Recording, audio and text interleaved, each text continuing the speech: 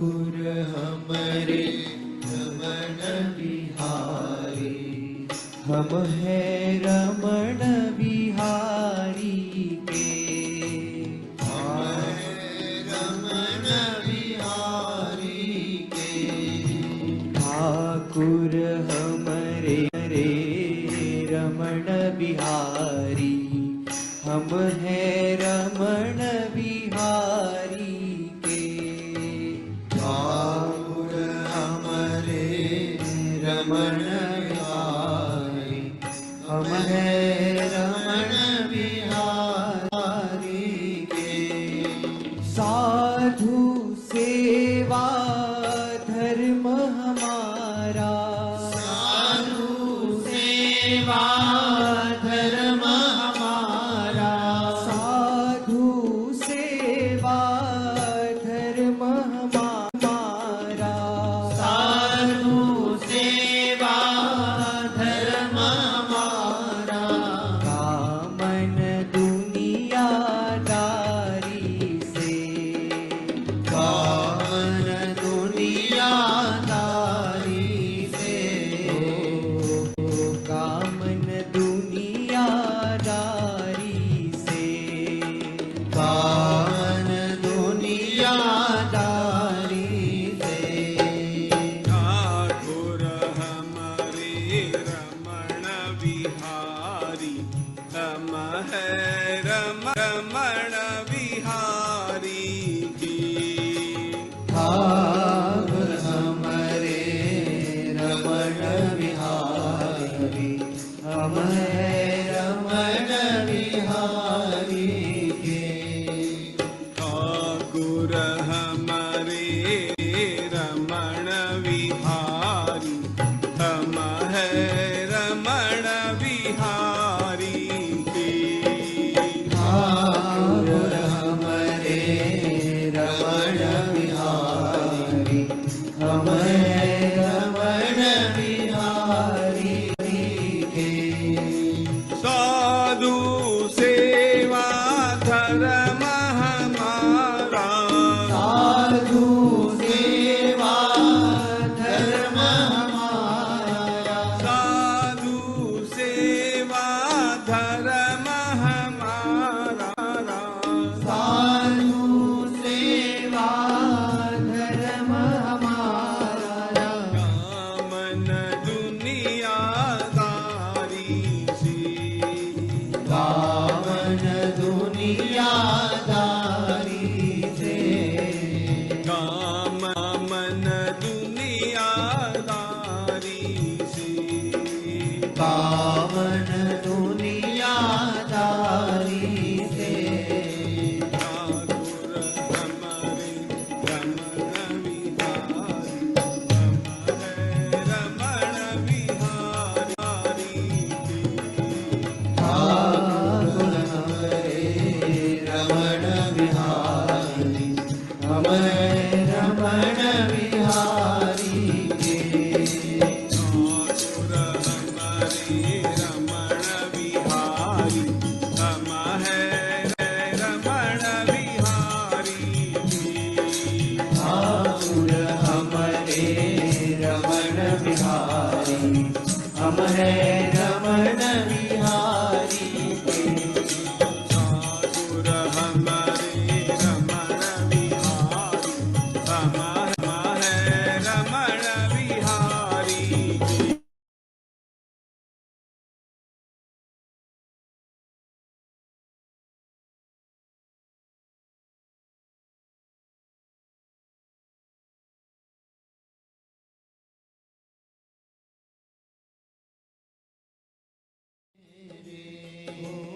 अब कोई न सहारा बिनु तेरे, नंदलाल सावरिया मेरे हो। अब कोई न सहारा बिनु तेरे, नंदलाल सावरिया मेरे हो। अब कोई न सहारा बिनु तेरे, गोपाल सावरिया मेरे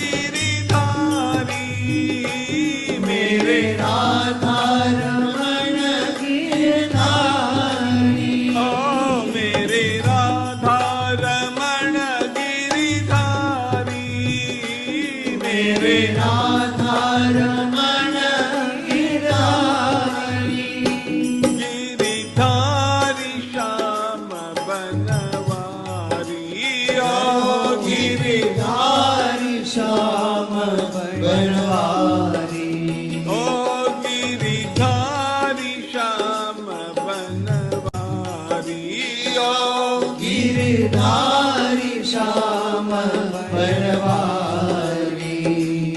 अब कोई न सहारा बिनु तेरे, नंदलाल सावरिया मेरे हो।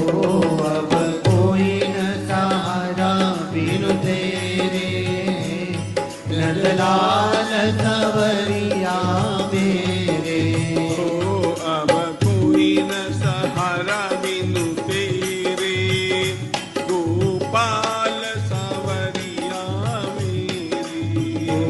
अब कोई न सहारा बिनु तेरे, गोपाल सावरिया मेरे। नंदलाल सावरिया मेरे, नंदलाल सावरिया मेरे, ओ गोपाल सावरिया मेरे, गोपाल सावरिया मेरे। अब कोई न सहारा बिनु तेरे, अब कोई न सहारा बिनु तेरे, ओ अब कोई न सहारा बिनु तेरे, अब कोई न सहारा बिनु तेरे। मेरी राधा रमण गिरिधारी, गिरिधारी श्याम बनवारी, ओ मेरे राधा रमण गिरधारी, गिरधारी श्याम बनवारी, गिरिधारी श्याम बनवारी, गिरधारी श्याम बनवारी, गिरिधारी श्याम गिरधारी श्याम बनवारी।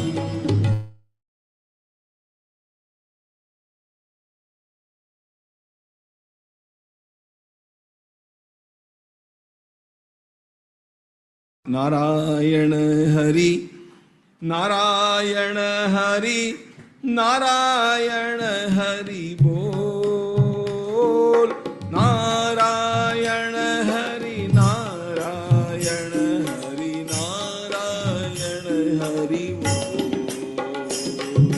नारायण हरि, नारायण हरि, नारायण हरि बोल, नारायण हरि, नारायण हरि, नारायण हरि बोल,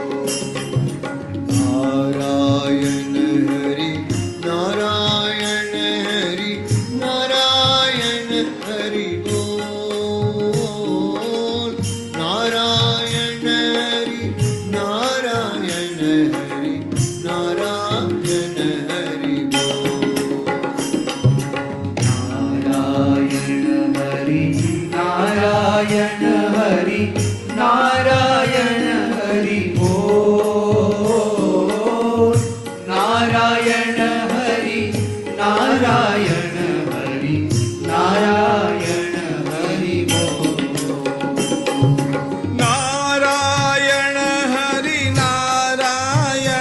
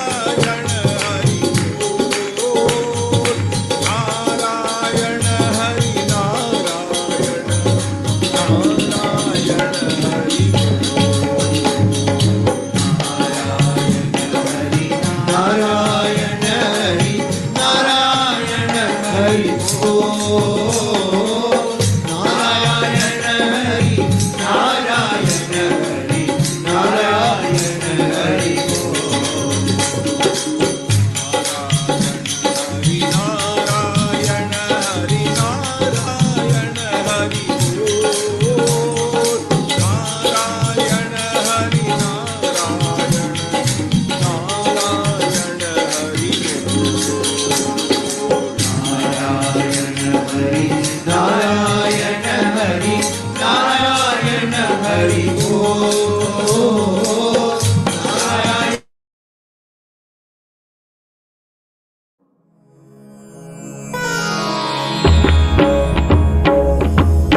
श्री गुरु चरण सरोज रज निज मनु मुकुरु सुधारी बरनउ रघुबर विमल जसु जो दायक फलचारी बुद्धिहीन तनु जानिके सुमिरौ पवन कुमार बल बुद्धि विद्या देहु मोहि हरहु कलेस विकार।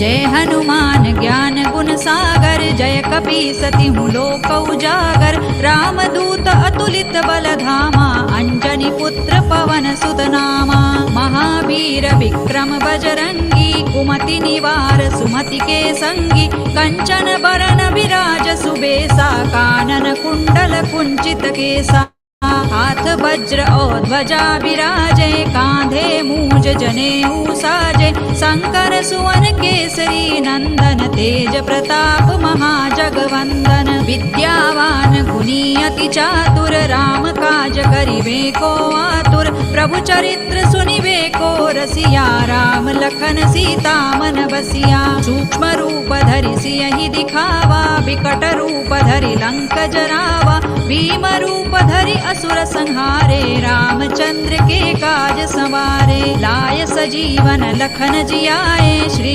रघुबीर हरषि उर लाए रघुपति कीन्ही बहुत बड़ाई तुम मम प्रिय भरतई सम भाई सहस बदन तुम रोजस गावे अस कहि श्रीपति कंठ लगावे सनकादिक ब्रह्मादि मुनीसा नारद सारद सहित अहिसा जम कुबेर दिक्पाल जहाते कवि कोविद कहि सकै कहाते तुम उपकार सुग्रीवहि कीन्हा राम मिलाय राजपद दीन्हा तुम्हरो मंत्र विभीषण माना लंकेश्वर भय सब जग जाना जुग सहस्र जो जन पर भानु लील्योताहि मधुर फल जानू प्रभु मुद्रिका मेलि मुख माहि जलधि लांघि गए अचरज नाही दुर्गम काज जगत के जेते सुगम अनुग्रह तुम्हरे तेते राम दुआरे तुम रखवारे होतन आज्ञा बिनु पैसारे सब सुख लहे तुम्हारी सरना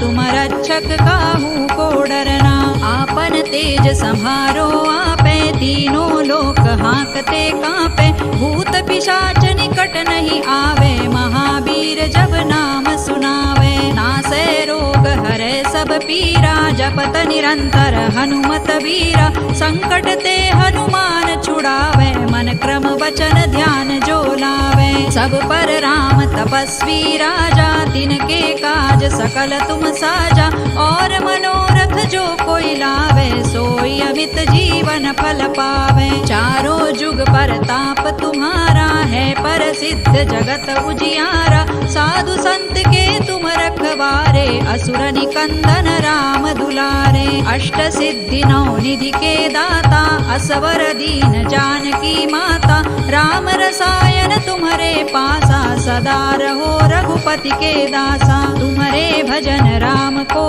पावे जन्म जन्म के दुख बिसरावे अंत काल रघुबर पुर जाई जहाँ जन्म हरि भक्त कहाई और देवता चित्तन धरई हनुमत से सर्व सुख करई संकट कटे मिटे सब पीरा जो सुमिरे हनुमत बलबीरा जय जय जय हनुमान गोसाई कृपा करहु गुरुदेव की नाई जो सत बार पाठ कर कोई छूट ही बंदी महासुख होई जो यह पढ़े हनुमान चालीसा होय सिद्धि साखी गौरीसा तुलसीदास सदा हरि चेरा की जय नाथ हृदय महडेरा पवन तनय संकट हरन मंगल मूर्ति रूप राम लखन सीता सहित हृदय बसहु सुर भूप सियावर रामचंद्र की जय पवन सुत हनुमान की जय उमापति महादेव की जय।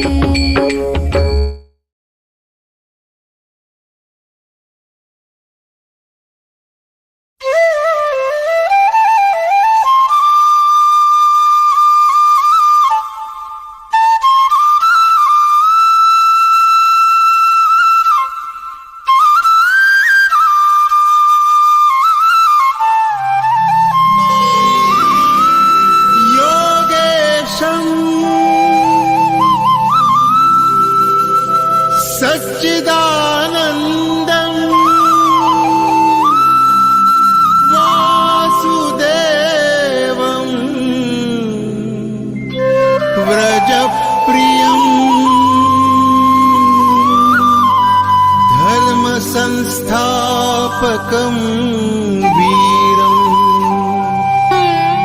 कृष्णं वन्दे जगद्गुरुम्।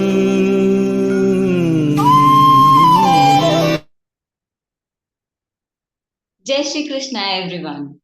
On this beautiful evening of Tripurari Purnima, seeking divine blessings from Lord Krishna and bowing before the serene presence of Swamiji, Swami Govindev Giriji Maharaj, on behalf of Gita Parivar, I, Dr. Anita Patil from Kota, Rajasthan, wholeheartedly welcome you all sadhaks present in this Zoom session today to listen to the interpretation of the middle part of the second Adhyaya, Sankhya Yoga. We as a ritual begin every session with a prayer to bow before him and seek his blessings. For today's prayer, I invite Indu Chebber Didi from Sri Ganganagar, Rajasthan. Didi is a retired teacher associated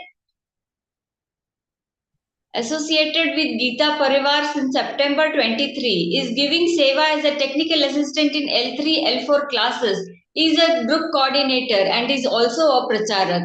I request you to please begin the prayer. वसुदेवसुतं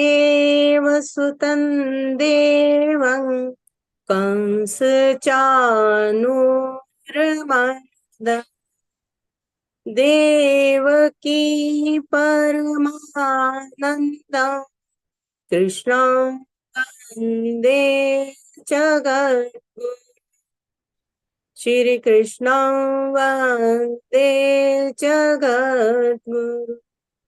जय Shri Krishna. Jai Shri Krishna Didi. Thank you, Indu Didi, for the beautiful prayer. Deepak Jyoti Parabrahma Deepak Jyoti Janardana Deepo Hartu Me Papam Sandhya Deepa Namostute. On this auspicious occasion of Tripurari Purnima, let us fold our hands before the Lord to help us erase the darkness of ignorance and get enlightened by the light of knowledge by doing the Deepa Prajwalan. For this, I invite Archana Indani Didi from Parli Vaijanath, Maharashtra. Didi has joined Gita Parivar in October 2020. He is a Gita Vrati, giving seva as a trainer since 2021 and now is a trainer is in the L3 batch. I request you, Didi, to please begin the Deepa Prajwalan.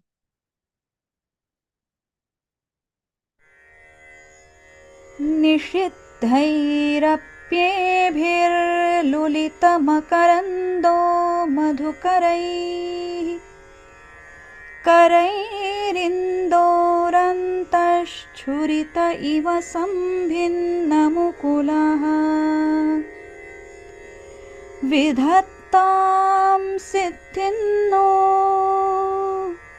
नयनसुभगामस्य सदसः प्रकीर्णः पुष्पाणां हरिचरणयोरञ्जलिरयम् शरदिन्दुनिभां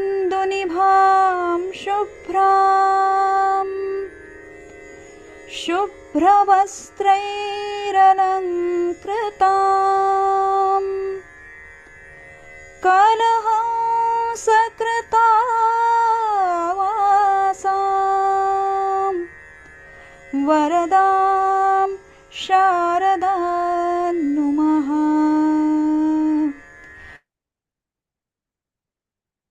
Thank you so much, Archana Didi, for enlightening the Zoom session with the beautiful Deepa Prajwalan. One announcement.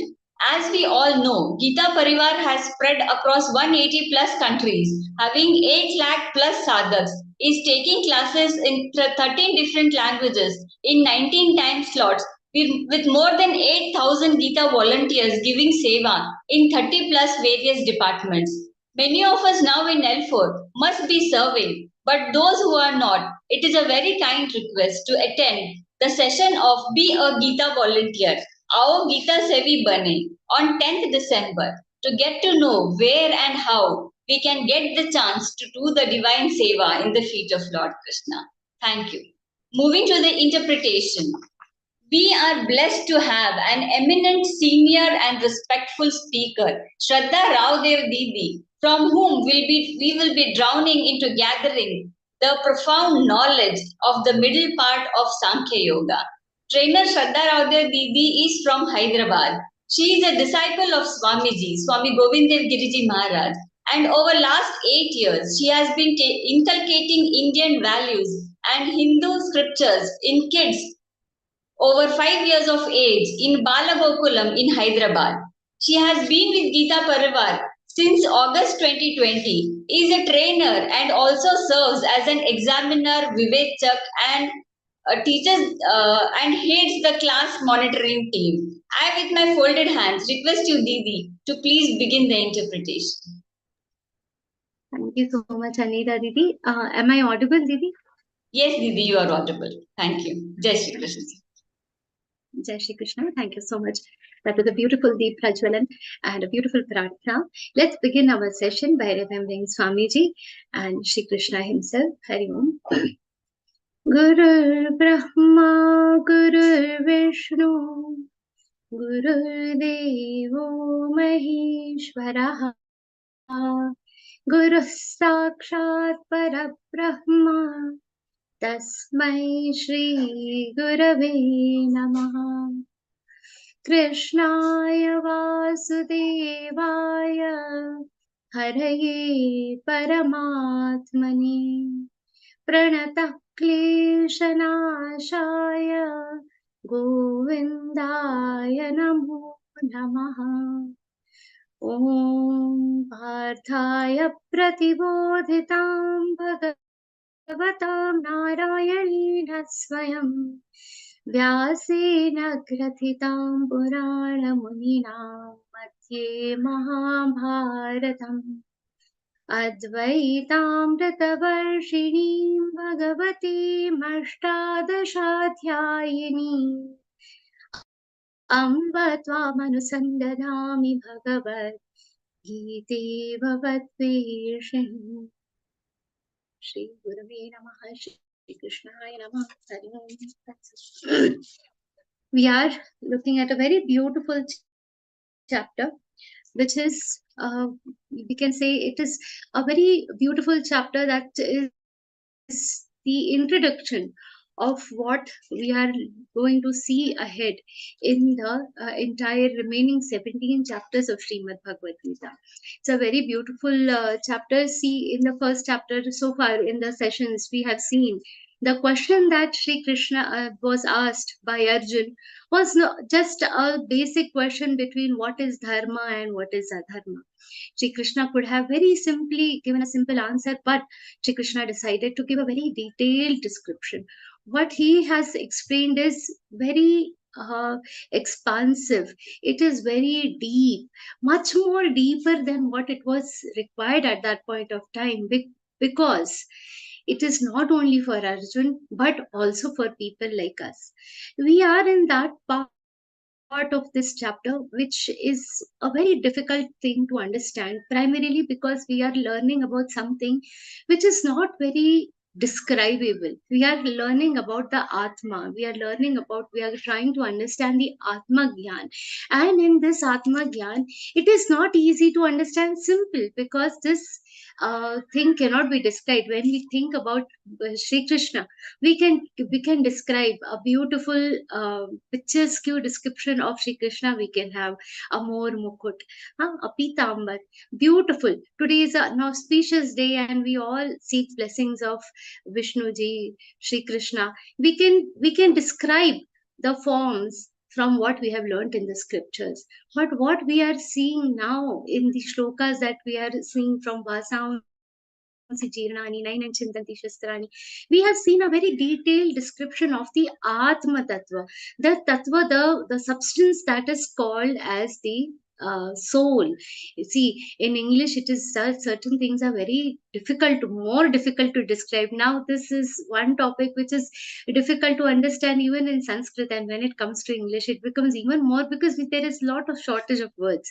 However, I will try my level best to go through these shlokas, and let us start the journey from where we had left. We had seen some very important shlokas. Vasamsi jirnani yatha vihaya. How easy is the process of just changing our daily clothes. Any spoiled clothes we are changing every day. Similarly, this entire process of uh, getting a new body, getting a new deha, Shri Krishna describes that the process in which a soul is inheriting a new body, it is as simple as that. Yamraj is putting us in this entire process, and it is a simple process as per Shri Krishna, as easy as just changing clothes. The soul is changing the body.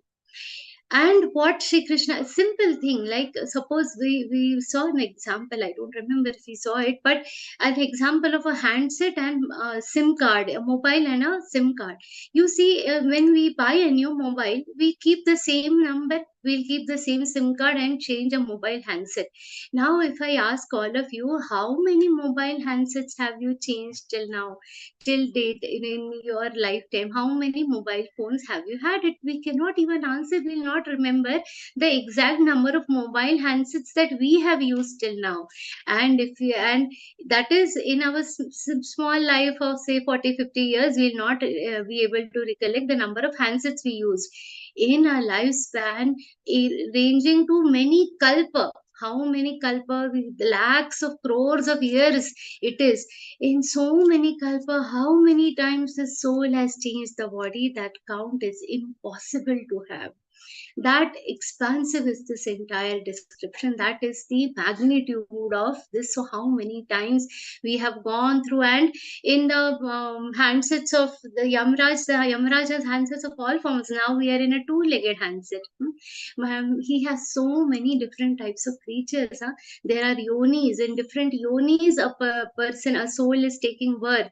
How many yonis? 84 lakh yonis, they say. We can think about some 5-6 types of handset, and God has 84 lakh handsets for us, and we don't know how many yonis our soul has traveled through. After seeing all this, he has explained the characteristic of soul as nainain chandanti shastrani, how this soul cannot be how it cannot be burnt by fire. Nainain chandanti shastrani, it cannot be killed by, it cannot be divided by any weapon, it cannot be burned by any fire. Nainandahati pavakaha nachainam kledayantyapo nashoshayati marudha. It cannot be wetted, it cannot be dried. All these characteristics we have seen. This is the description. Now, after having described the soul, Shri Krishna explains the same thing in the form of adjective. So what we have seen so far is the description, and the same thing he is using a adjective and explaining in the next shloka. Achedyoyam dahyoyam akledyo shoshahevacham nityah sarvagatastano rachaloyam sanatana. Achedya, it cannot be cut. I am adahaya. Dahya means it cannot be burned. Adahaya. The word here is adahaya. So what is important? That pronunciation of ma here.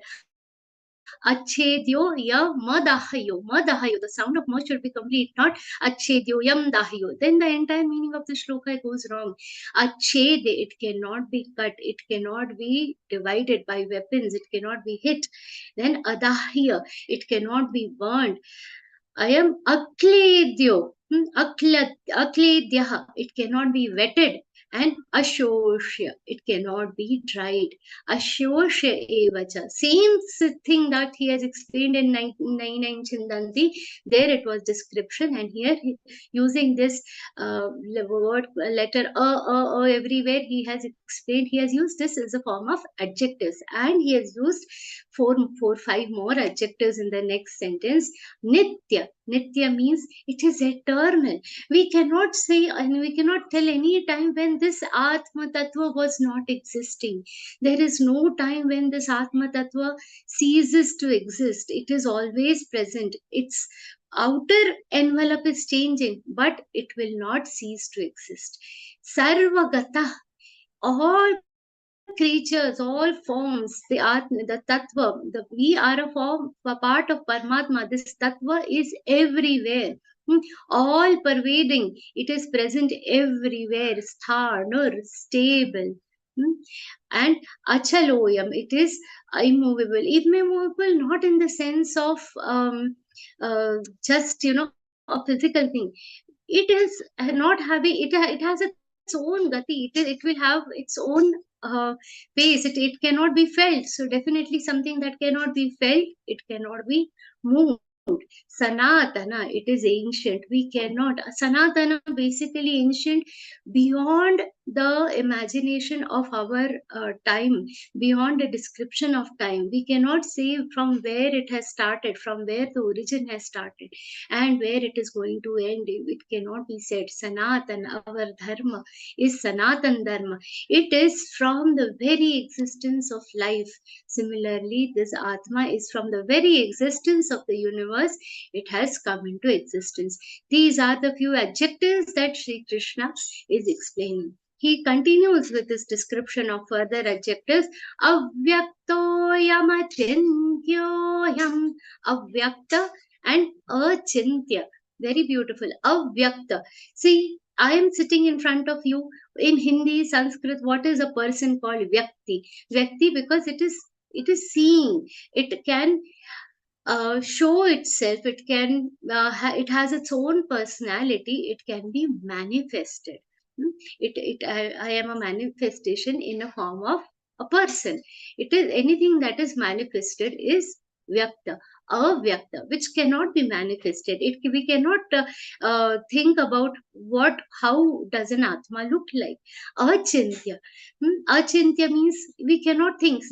Suppose at this point of time I tell you, think about your house. You can think about your house. If I tell you now, remember how is Indra's Mahal, Devendra. If I tell you, you will not be able to think about it. You can probably imagine, but you will not be able to think about it. Why? Because you have never seen it.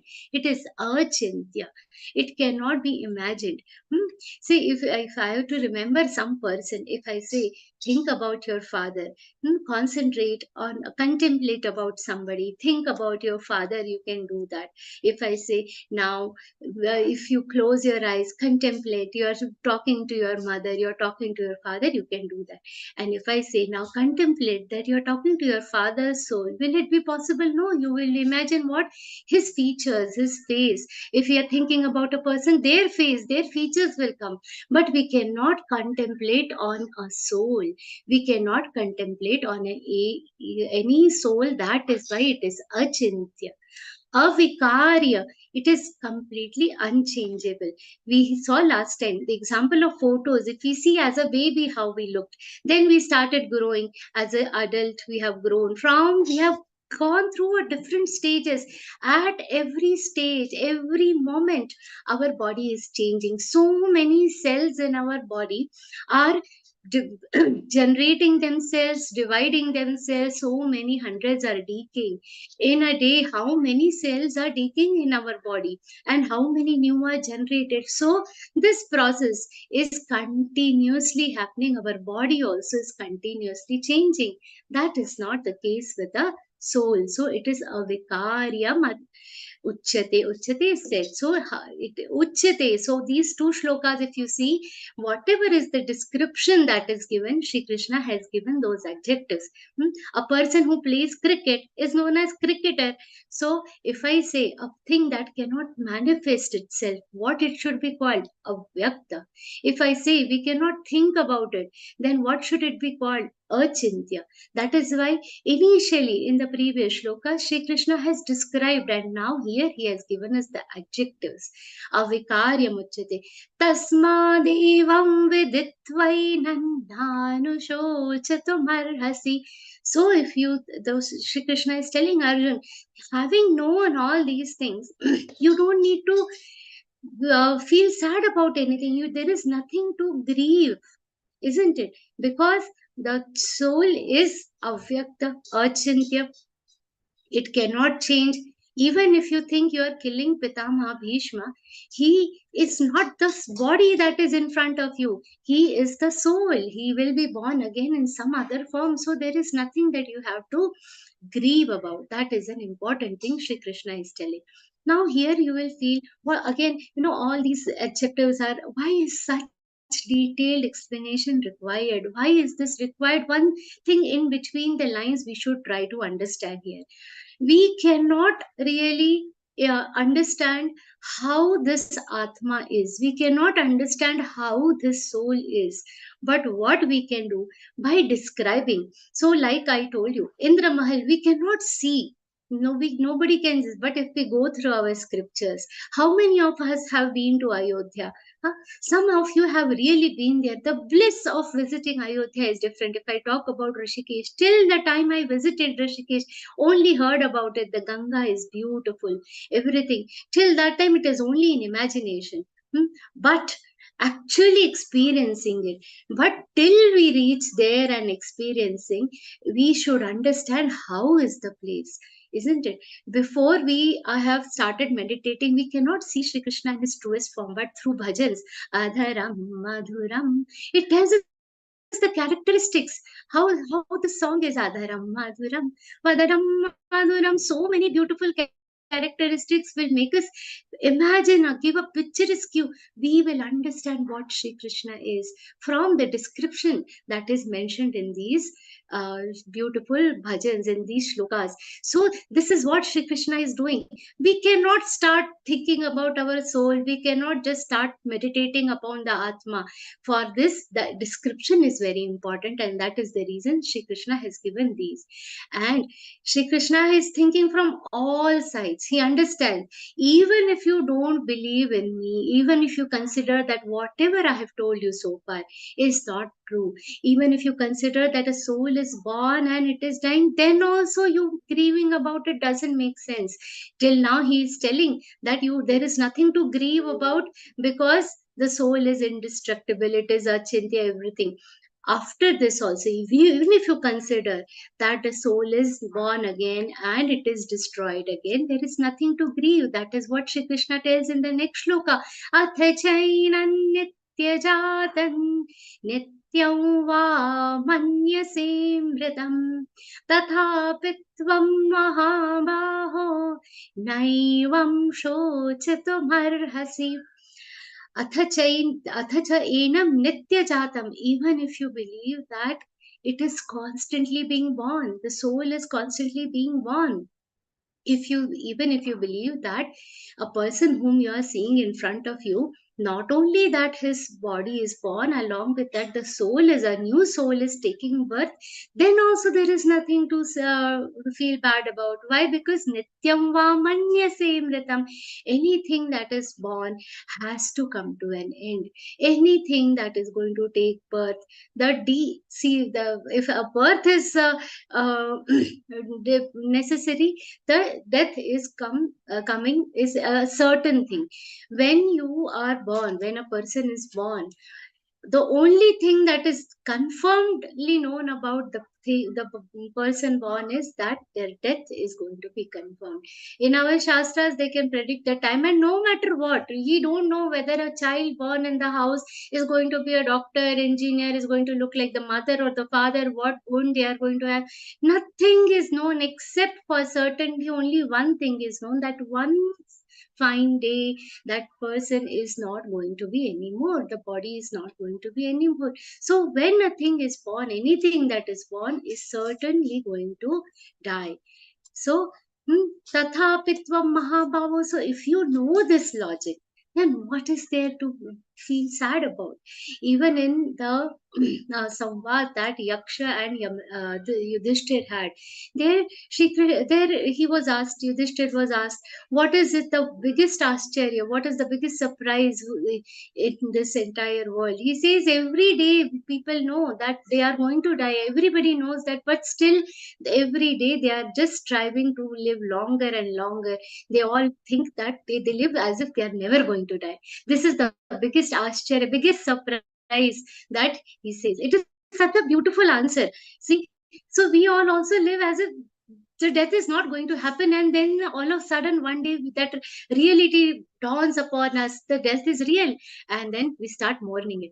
This is a very important thing, but this is what we should understand. It is just for changing of form, and Shri Krishna is telling the same thing in the next shloka. These two shlokas should be taken together. Jatasya hi dhruvo mrityur dhruvai janma mritasya cha तस्मादपरिहार्येऽर्थे न त्वं शोचितुमर्हसि जातस्य हि ध्रुवो मृत्युर्ध्रुव. Dhruva means certain.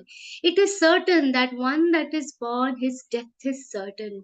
And the one that is born, his death is certain, and something that dies is definitely going to be born again. See, ice turns into water. Water, now there you cannot say that the ice is completely gone. Again you refrigerate it and the ice is going to come back. Again come out of the refrigerator, the ice is going to melt. So it is a cycle. It is a certain cycle. Dhruvo, it is a certain cycle. It is an inevitable thing. Tasmada apariharye. Apariharye means inevitable. It is inevitable that anything that is born has to die, and anything that is dead, it has to come back to life. It has to come back. Similarly, see, gold ornaments. We all love wearing gold ornaments, the ladies especially. So in these gold ornaments, what happens? It is in one particular form. Now just imagine my mother had a gold necklace. When she gave it to me, now old fashioned, no, for us, the younger generation will feel, oh no, let me have a better design, a different design as per the timing, fashion trends. So we melt the gold ornament and give it a different shape. The gold remains the same. We cannot say that the gold has ceased to exist. Similarly, anything that is form, it will change its form. Anything that is born is going to die, but it is going to come back to life in a different form. If this process is inevitable, then what is there to grieve? Natvam shochitumarhasi. In this matter also, there is nothing that you should grieve about. There is nothing that you have to feel sad about.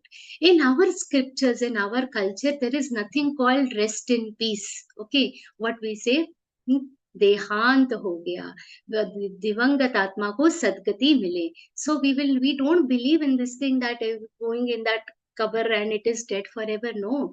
I mean, one very important thing we have to understand about our scriptures at this point of time from these two shlokas, that a person who has a firm faith in this kind of principle, that anything that is born is going to die and come to rebirth again, that person becomes fearless.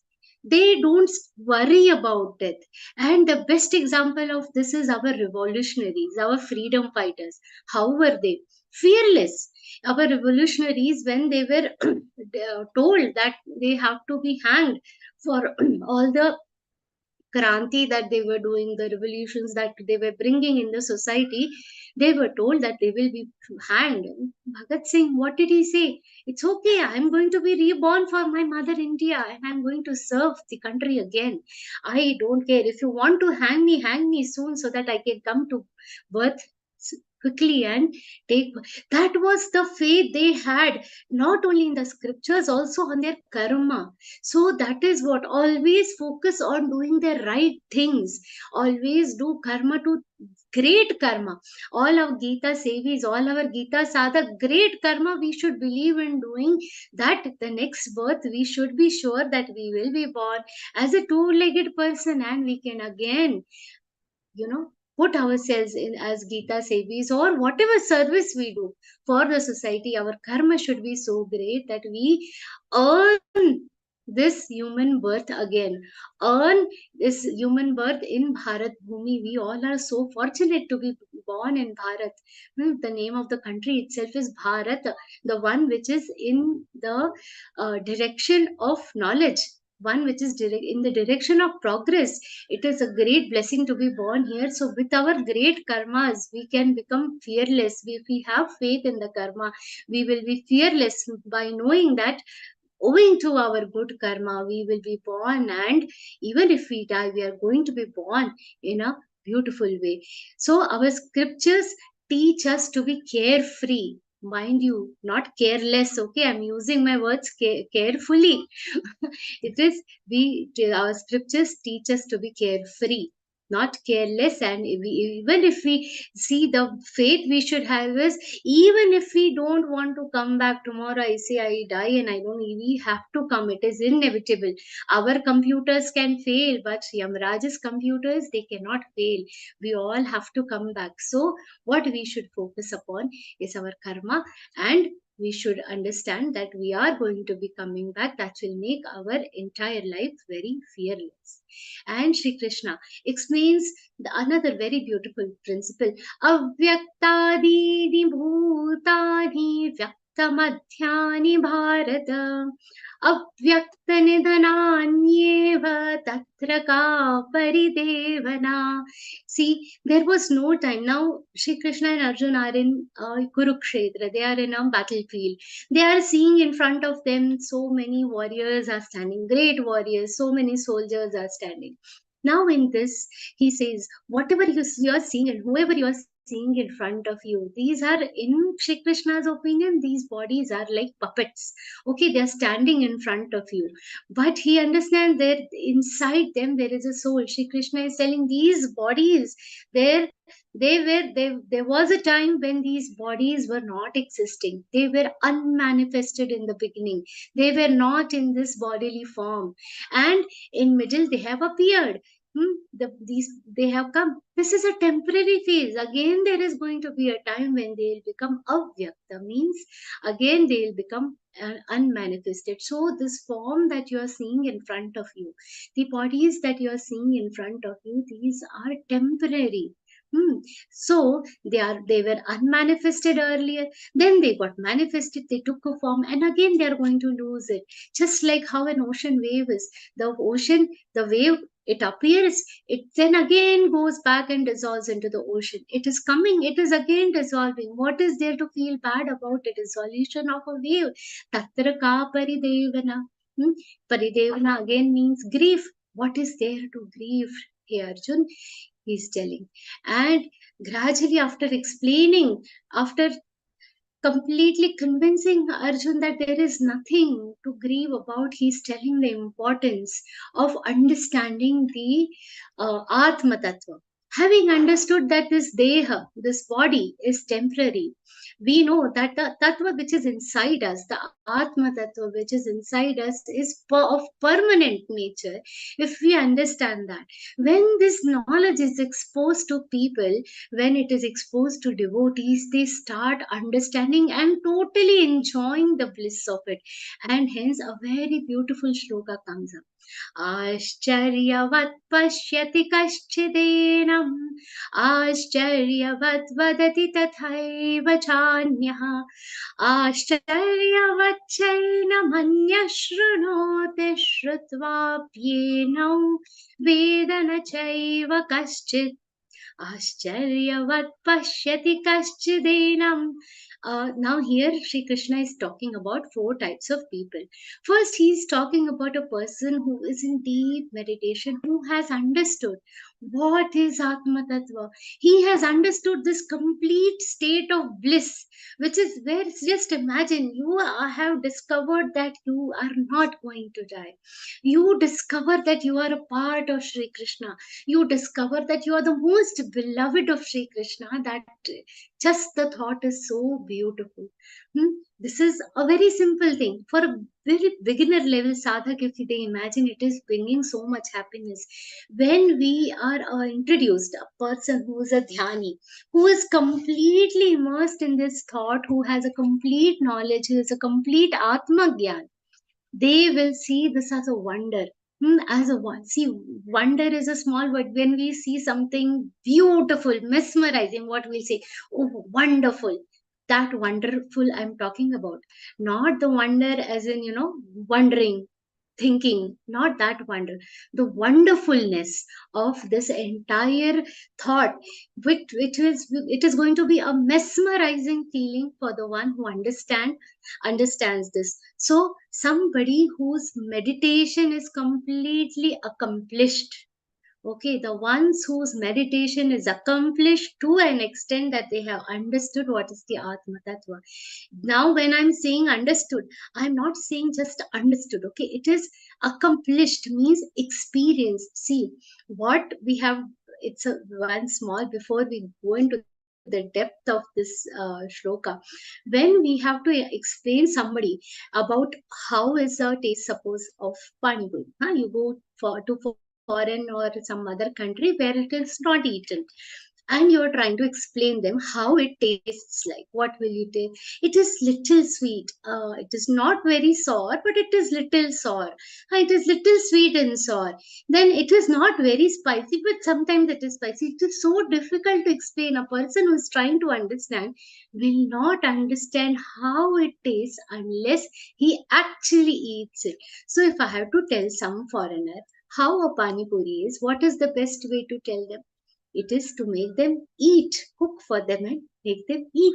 The taste of it. Somebody who has tasted the Atma Tattva by his meditation is the first category Shri Krishna is talking about.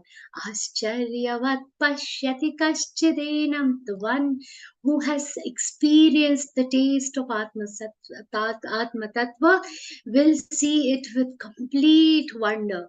They will completely forget what their body is, where they are, and they will be in a blissful state. That is how they are going to see it. And the second category, they will just experience.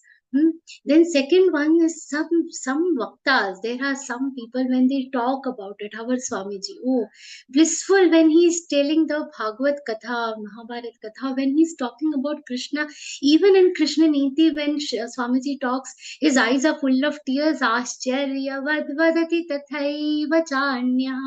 There, even while when they are speaking, their speech is full of wonder. Another, when they speak of this as a wonder, they speak of it, they are talking about wonders.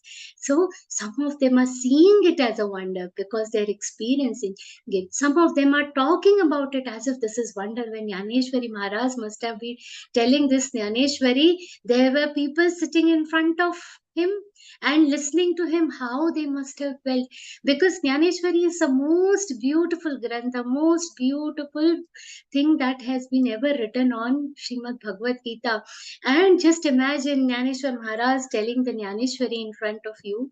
Now we all are not going to understand that Marathi, but just for a moment, imagine somebody telling us in that beautiful language, Ascharyavan vachaina manya shrunoti.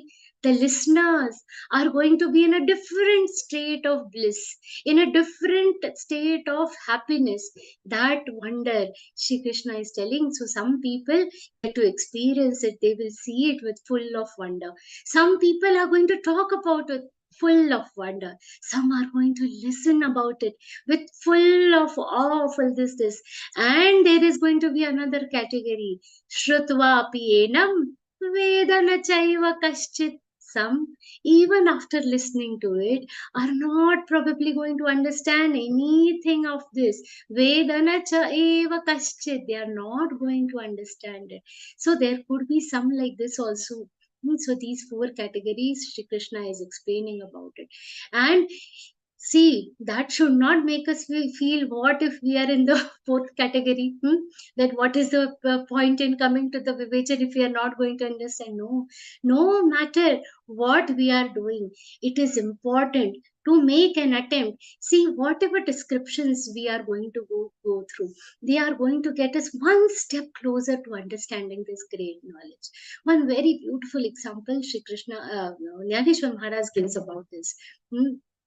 Like the joy with which the rivers, this entire joy that we are talking about here, that the one that is experienced by the ones whose meditation is accomplished, the joy of the ones whose speech is full of the happiness of experiencing Atma Tattva, that joy is similar to the joy with which the rivers move towards the sea. Now, when they are going to get united with the sea, no matter what, with the joy, they are just going to get immersed in the sea with full force, with full happiness. They are going to get immersed. They are not going to see now in ocean. They might feel, oh, there is no place in the ocean, let me go back, isn't it? No, there is no coming back. They don't turn back. Similarly, the people who are experiencing this bliss, they cannot come back to their conscious state of mind. They cannot come back in this body. They cannot come back mentally in this body. They get so lost, they completely forget the presence of their body, where they are, in which world they are. Mirabai, when she used to be in her devotee form, when she's singing the bhajans, she will lose all her consciousness of being in a body. She will be busy with her own bhajans. That is the state that Shri Krishna is telling us about. So the knowledge, the knowledge that we have to, for us beginners, we have to understand where we have to reach, is that as of now, what we believe, we are a body with a soul. These people have transformed their intellect to what? That they are a soul with a body. So the soul is what they are, and body is what is tagging along with them. This is the transformation that we have to seek. Now, what Sri Krishna has told us here, it is like a mountain peak, okay, Mount Everest that we have to reach. It will take us some time to reach there. See, we are all being told, Badrinath, Kedarnath, so beautiful places, but to reach there, it takes lot of effort. It will be taking a lot of time to reach there, but this is what is our final destination. We have to understand this. This Atmananda, Swamiji says, this Atmananda means the complete bliss of a soul that we experience is the final destination of Śrīmad-Bhagavadgītā. Nowhere in Śrīmad-Bhagavadgītā it is said that you will go to Svarga, you will go to such a land where there are fairy tales. No, what is the final destination? Shri Krishna has told us very clearly in these shlokas that this experience, this happiness, this bliss that our soul is going to experience, this is our final destination. And whatever else you are going to get, Swarga, all these are the different destinations. These are the different destinations that you are going to get, that are going to arrive in on that way. So we now know what is our final destination. And we also have to slowly understand that we have to get there. Shri Krishna is explaining further how the perception towards the body is. Dehi nityamavadhyoyan dehe sarvasya bharata tasmat sarvani bhutani natvam shochatum arhasi. Dehi. Now here, whatever we have seen, Shri Krishna has explained a very clear distinction between the Atma and Anatma. What is the Atma? What is Anatma? All this Shri Krishna is trying to explain us. He has used two words. We have to understand these two words very carefully. One is Deha. Deha is our body. And Dehi is the one who resides in the body. So I am residing in Hyderabad. Hyderabadi is the one who is staying in Hyderabad. Somebody who is staying in Nagpur is a Nagpuri. Okay, similarly, the one who is staying in the Deha, the Dehi, that Dehi is the one which is indestructible. Dehi Nityama Avadhyaha. He is indestructible. He cannot be destroyed. Dehe Sarvasya Bharata. And where is his current address? His current address is in our body. And Tasmat Sarvani Bhutani Natvam Shochitumarhasi. So the Dehi, this Atma is in everybody. It is dwelling in each one of us. And because it is dwelling in each one of us, there is nothing to grieve about. Okay, and it is going to keep changing the bodies. So this entire thing from which started from Ashochan and Vashochisvam till Dehi Nityam Avadyohoyam, from 11th shloka till 30th shloka, whatever we have seen, that Shri Krishna has given a beautiful description of what, just to enlighten Arjun about the discrimination from his physical self, from the soul, the eternality of the subtle self, eternality of the soul, eternity of the soul has been completely told about. And he has also told that one who understands this eternity, one who understands what is our nitya form. When we say Atma, when we talk about Paramatma, what is the form? Sat Chit Ananda. It is always in a blissful form.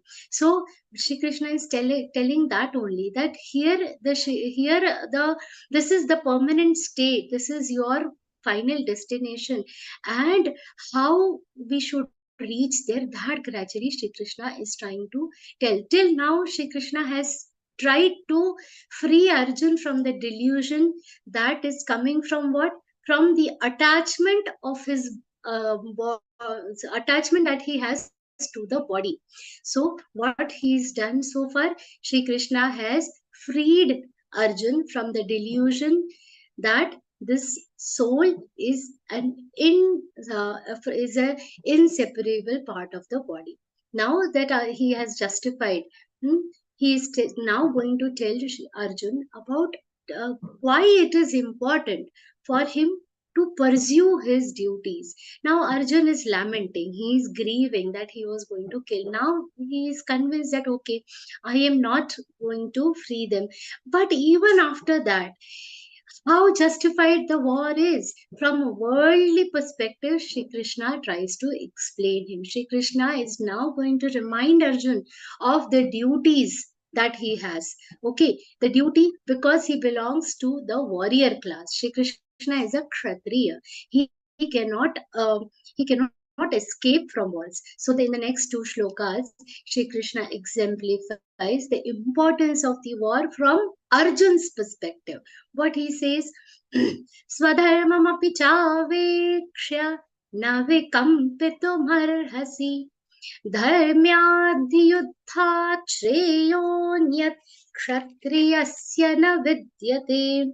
Shri Krishna is telling, he's explaining Swadharmam api chaveksha. Now, before we jump into this particular shloka, we have to understand here Shri Krishna is slowly taking us towards Swadharma. What is the meaning of Swadharma? Dharma, in many places, it is equated. Now, there is no equivalent word to dharma in English. Dharma, many people just translate it to religion, but that's not so. Religion is just a practice that a person is doing to attain the supreme, to attain their respective supreme gods. But that is not what is dharma. Dharma, as per our scriptures, is our duty, our kartavya, swadharma. When there are some words in Sanskrit like matru dharma, pitru dharma. It is not acharya dharma. What is all that? It is the duty of a mother, the duty of a father, pitru dharma, duty of a father, duty of a mother. That is dharma. So it is definitely a kartavya. That is the task. That is what is expected out of you. So swadharma mapi chaveksha. Even if you look at your own dharma, you look at your own duty, Arjun, navikampitumarhasi, you cannot take a waiver from this yuddha. Why from this battle? Why? Because this is a dharma yuddha. Very importantly, in the next three shlokas, you will see everywhere Shri Krishna is mentioning this as a dharma yuddha. He is explaining the righteousness of this particular war, how important this war was. This is, see, a dharma yuddha. Why it is called a righteous war? Because already lot of efforts have been made to avoid this war. Shri Krishna himself was what? The messenger of the war. Now the dharma, he was the messenger, he was a peace messenger, he was the shanti doot. He knew that this war could have been avoided had he had Duryodhan try to understand certain things, and everybody, all the elders in the family have tried to explain Duryodhan to avoid this war. So enough has been done to avoid this war. And this is not a random war, it is a war which is based on proper rules. In Bhishma Parva of Mahabharata, we will see a proper set of rules has been laid down for how the war should be done. It will not be fought after the sunset. The people who, in the first chapter we have seen that when the conches were blown, then there were some people who were also playing the drums and other musical instruments. The people who play these musical instruments, they will not be hurt by the enemy armies. These small things were also, after the sunset, the two armies can mingle with each other in each other's camps. That these kinds of proper uh, rules were set. Only a person, only one warrior will fight with another warrior. Two, three people will not attack a warrior. If a person falls down, then he has to be given time to get up. These were the kinds of different rules that were laid down for this war. So before this, the commanders of both the armies had sat and discussed all these things, and hence it was a proper righteous war. Now the Kaurav clan broke many rules eventually, especially with the war with Abhimanyu. That is a different story, and that is why Krishna was irked with their strategies. However, before, at this point of time when Shri Krishna is explaining everything, this is a righteous war. It is a dharmyadhi. It is a dharmyathi yuddhat. It is a righteous war. It is not a normal, nowadays how they say we have declared a war and so many people are going and attacking the nihatte, the people who don't have any arms, those who are not in a position to protect themselves, 5-6 people going and capturing. That is not war, that is terrorism. What is a war is this, where the rules were followed, where everything was followed. And Shri Krishna says this is a righteous war, kshatriyasya, and it is your job to go ahead and fight this war. In Bhagavad Gita itself, when he is explaining the dharma of kshatriya, the duties of a kshatriya, Shri Krishna has said, Yuddhe chapya palayanam, Yuddhe cha api apalayanam, running away from a war is not coming in the category of the duties of the kshatriya. A kshatriya should never run away from a war. So this is your very basic duty, to go ahead and fight, go ahead and win this battle for yourself. Now here Shri Krishna is still not saying about the results. Okay, he's just telling kshatriyasya na vidyate, this is a righteous war, you have to go ahead and fight it. Now, and this is a war where even in our armies, when we see a very beautiful saying, our soldiers also say, when they go on the war, what they will say, हम तिरंगा लहरा के आएंगे, नहीं तो तिरंगे में लपेट के आएंगे.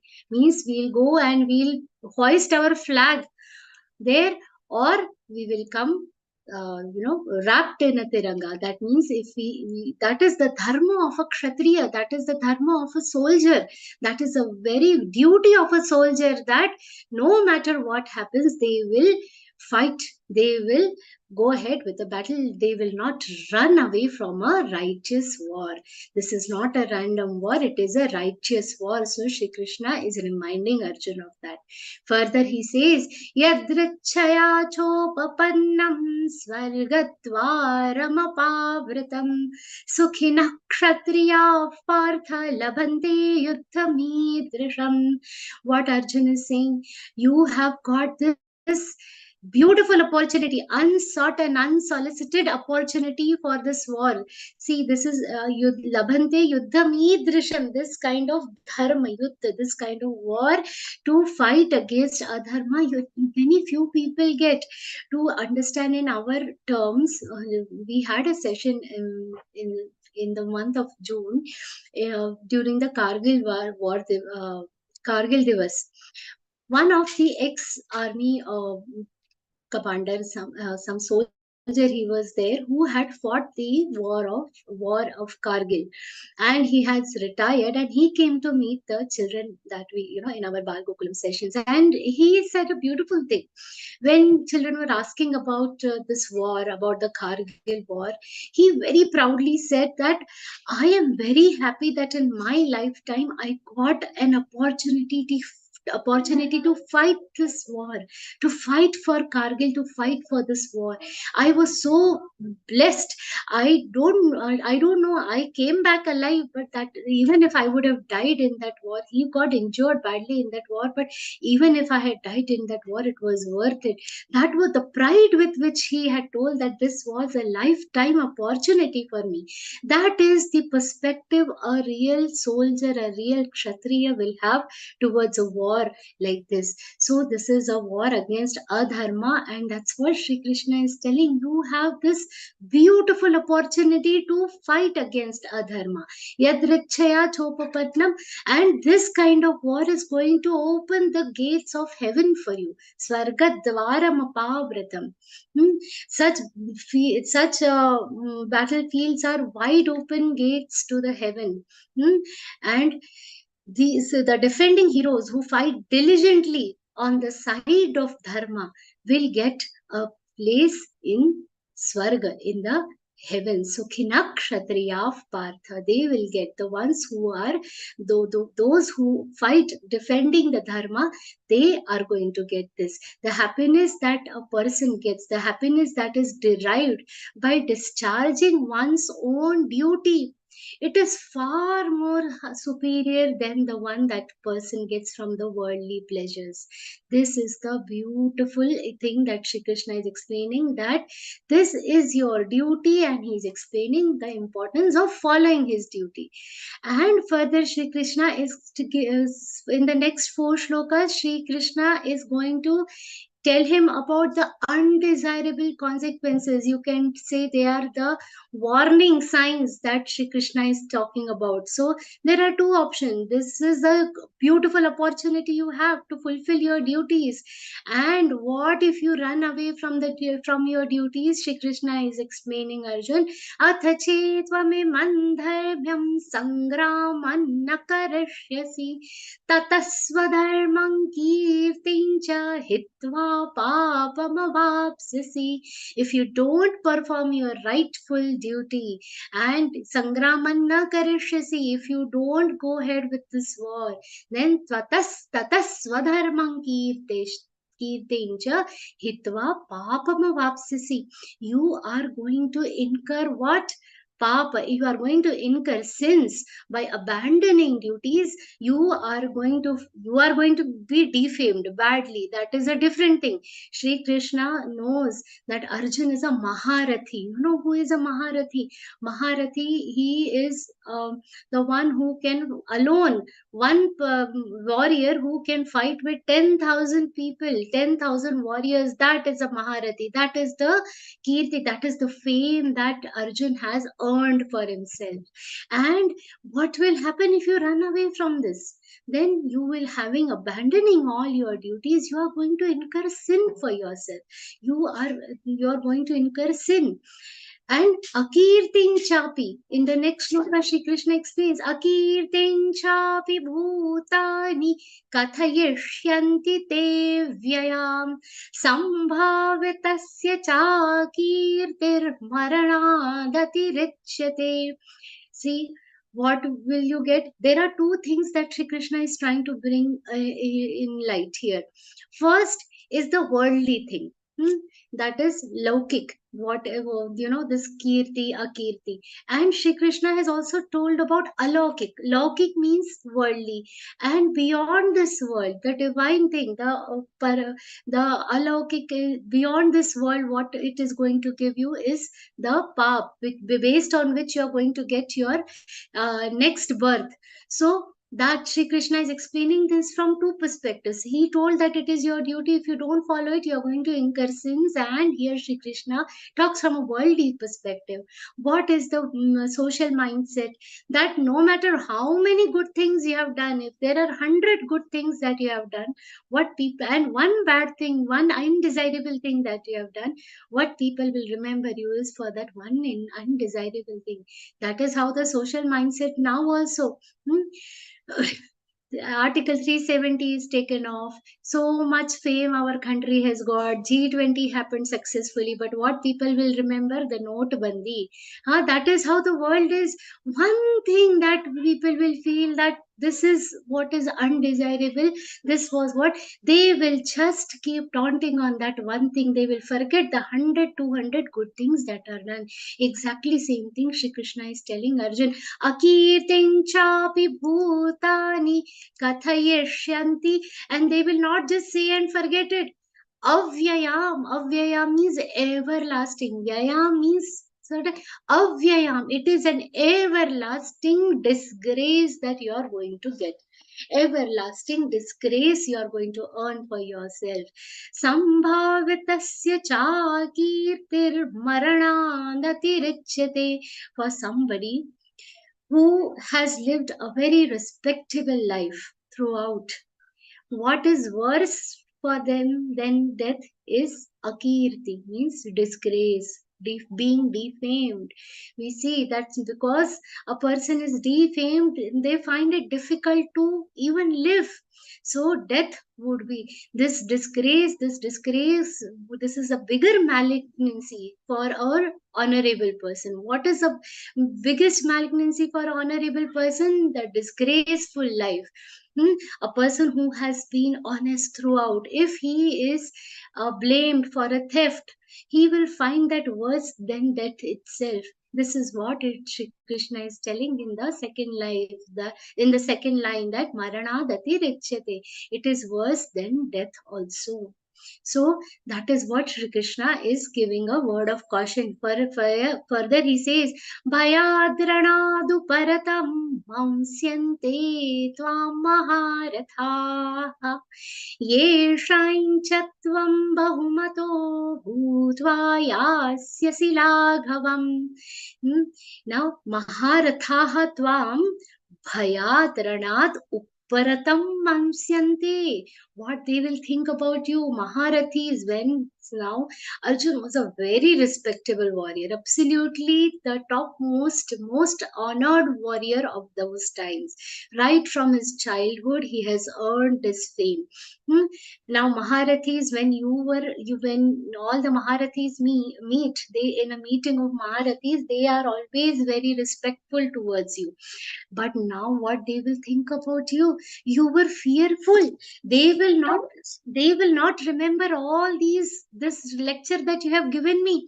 What all lecture you have given me, that I don't want to kill Guru Nahatva Himahanubhavam. They will not think about that. You were thinking about your family, you were thinking about their good, everything. All these lecture they are not going to understand. They are going to think that you were fearful and hence you ran away. That's what they will think about you. They won't think, oh, he for the benefit of the society he ran. Here Shri Krishna is telling you are a Maharathi, and there are two important characteristics of Maharati. One, I told you, one who alone can fight 10,000 warriors, and second, who is a scholar of his own subject. You are a scholar of Yuddha, you are a scholar of battles, wars, and you are the most renowned of them. What will happen? Nobody will ask, in Hindi they say, "Tumhe koi puchega nahi." Nobody will respect you anymore. Nobody will have a dignified outlook towards you. Ye shine chatvam bahumato. Those who used to be highly respectful towards you, bahumato. Those who were very highly talking about you, oh, Arjun is a great warrior, they will all bhutva yasyasi laghava. Whatever you have achieved so far, that will all fade away. All your fame will fade away. The fame of winning over Indra, winning over gods, winning over Mahadev himself, all that fame will fade away, and they will not stop here. What they will do? Avachavadanscha bahun vadashyanti tavahitaha nindantastava samarthyam tato dukkatarannukim. Whatever has been, see, avachavadanscha, what should not be uttered, that also will be spoken about you. We all know that for 1 year in the Virat Nagar, Arjun was saying as a dance teacher. What they will think? 1 year he behaved like he was acting like a dance teacher and he became like one. All those things. Your enemies. Who are your enemies? The ones ahitaha. Ahitaha means your enemies. Those who don't want your good. Those who don't want your benefit. They will find it as a beautiful opportunity to do what? Nindantastava samarthyan. They will find it as a very nice opportunity to condemn your capabilities. They will call you unfit. They will call you unfit and avachvadansht bahun. How many shameful things they will talk about you. And when such things are being spoken about, it is not only about you. It affects the near and dear ones also. If something is being said, this person is like this person is like that, it is not only affecting you alone, it is going to affect people around you. They will be the worst affected. Good deeds go unnoticed for long. We see now this Padma Bhushan and all these great awards are coming when I see the ages of those people.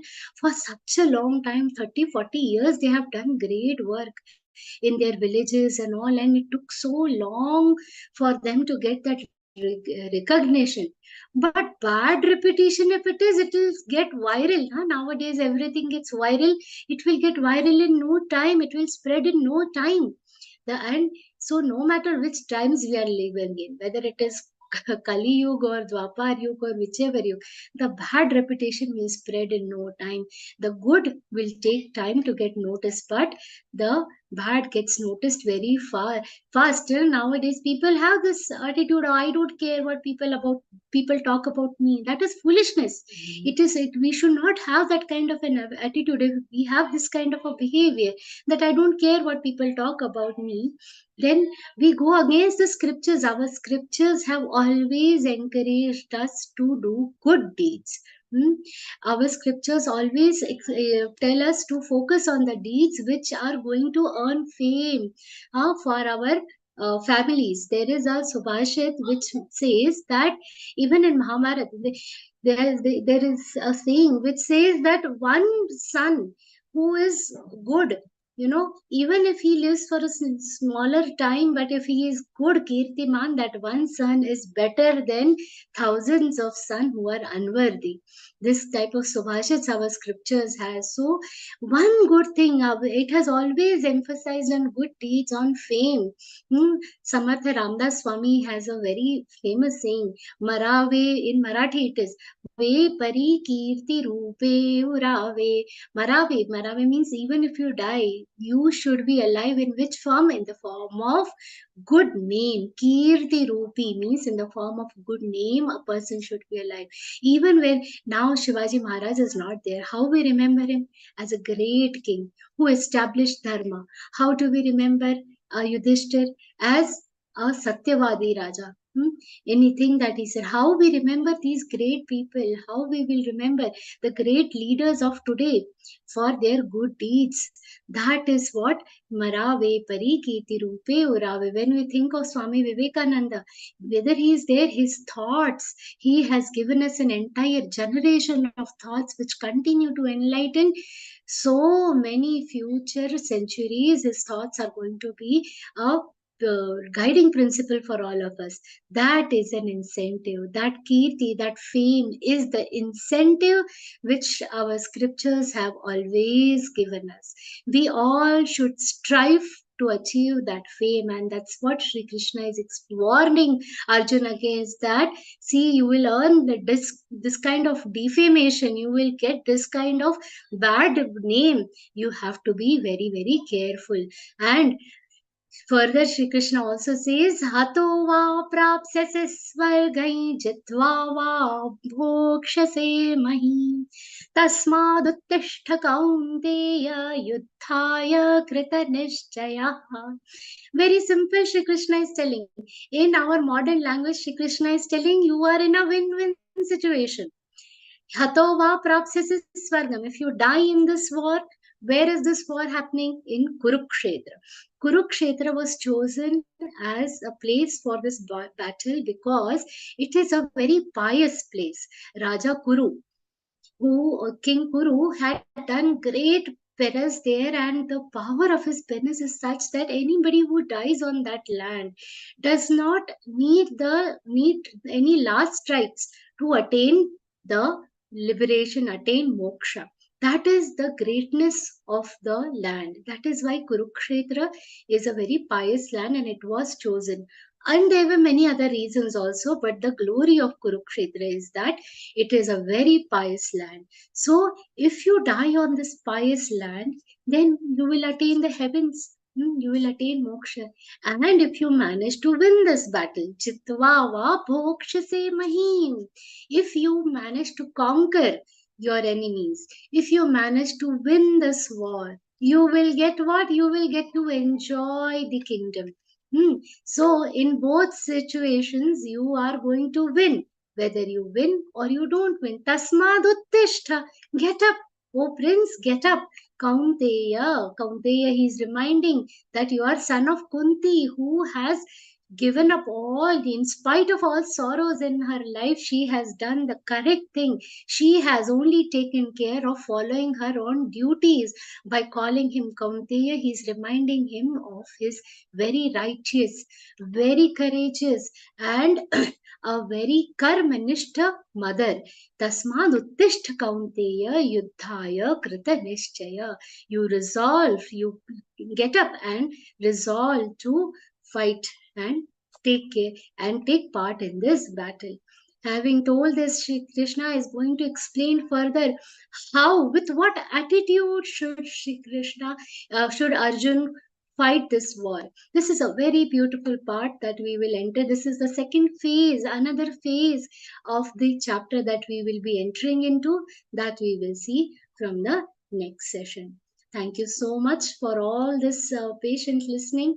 I offer this entire discourse at the feet of Swami Govind Dev Giriji Maharaj, with whose blessings we all are getting to study such beautiful scriptures.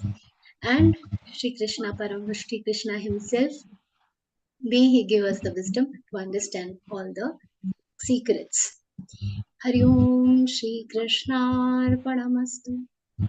Om Tat Sat. Thank you so much, Shraddha Didi, for making us understand the important shlokas of Sankhya Yoga with so many beautiful examples and in such easy oratory way. Thank you once again. I request you, sadhaks, if you wish to ask your queries, please raise your hand and turn on your camera. Didi will answer your queries. Thank you.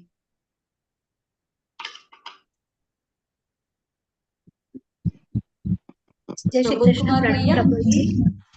Yeah, Jai Shri Krishna, Prabhuji. मेरा कोई question नहीं है, मेरा तो एक simple miss call है after 15 days. Okay, Bhaiya. I received your missed call. I will talk to our tech Bhaiya and I'll take care of your missed call. Thank you. Thank you. Jai Shri Krishna and pranam to you, Bhaiya. Arti Apte Didi, please unmute yourself. Yes, Didi. I just wanted to ask Yes. two small questions. One was, if Krishna had succeeded in uh, getting a truce, not for Yuddha, then wouldn't he have wronged Draupadi, because she had taken a vow that she will tie her hair only with Dushasana's blood? No. See, there is a very beautiful explanation in Mahabharata. See, we all have seen B.R. Chopra's Mahabharata. That's why we have these misconceptions. But when Shri Krishna was going there for talking about the peace treaties, he Yeah, has very clearly told that your pratigna is less important than the lives of millions of people who yeah, would end up losing their life here. He has yeah, already spoken about it, and Draupadi was also a lady of great character. So what we have seen in the serials is actually not the correct portrayal. We should all try yeah, to through the original yeah. Mahabharata from Gita Press, and there you'll find this explanation about that was down for the sake of the serial. They have really highlighted this beyond this thing, but it is not like that. Yeah. He And told another that small more question, than Didi. your pratikya. Yeah. And you said those who fight from the side of dharma will attain a swarga, or will get good better things in their next life. But people who were soldiers who were fighting from Duryodhana's side, they were also Hmm, doing their own dharma because they were fighting exactly. for their king. Correct. So they see Duryodhan is the one who is following the adharma, but Yeah. who the soldiers, they are those who are fighting, they are not on the side of adharma, as you rightly say, they are following their dharma. So Yeah. depending on whatever they have done in their lives, they are going to, and see, it is again Kurukshetra, it is not Yeah. any other land. So this point has been thought about, that even the soldiers who are dying, for them also the moksha should be attained. So whether it is whichever clan, so they, as per their karma, they are going to get their next birth. Definitely, them following Swadharma was the right thing for them to do. Yeah. Okay. Thank you, Didi. Raj Bhaiya, Yeah. please unmute. Jai Shri Krishna Devi. Jai Shri Krishna, pranam to you. Thank you so much, Didi, for a very lucid explanation. A small technical doubt persists. I thought I would ask you. In Shloka 25 and 26, when Bhagwan says, even if you don't believe that this Shariri Dehi is not a Vikari or is Vikari, even 26 then you and should not. 27. Atha Chaina Nitya Jatan. Ji, and Jatasya hi dhruvo. So in that he says anything that is born is going to die, which is very self-evident. You don't need any explanation because everybody knows that. But he also takes a course of Dhruvai Janma Mritasya Cha.